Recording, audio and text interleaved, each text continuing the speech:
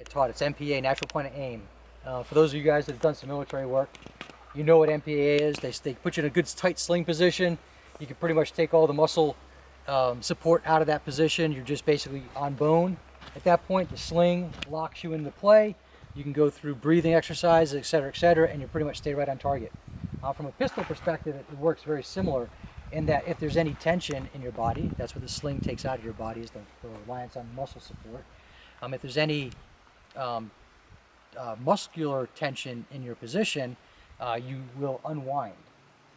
Okay, so if in a overly classic example, I did something like this, okay, and I were to go to sleep, right, the tension of my body wants to unwind.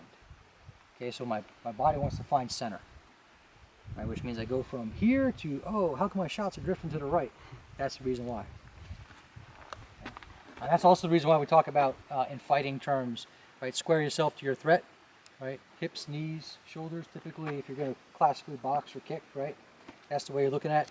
A little bit of weight on your toes, heels probably just a little bit up off the ground, okay, that's a natural reaction, as is this. Fleeing the scene, right? My hips and shoulders and stuff are just aligned in a different direction, right?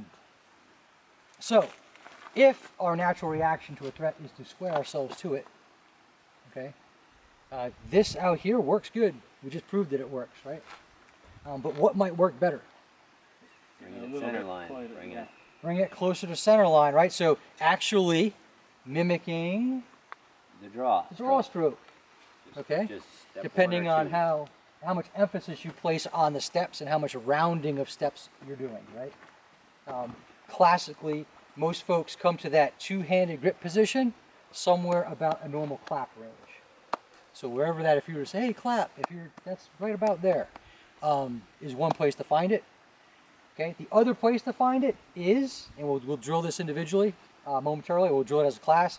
You start out aimed in, and you come back to the point where you are going to holster, and where that grip breaks apart so that you can start clearing cover garment is typically right about where that two-handed grip starts to get formed.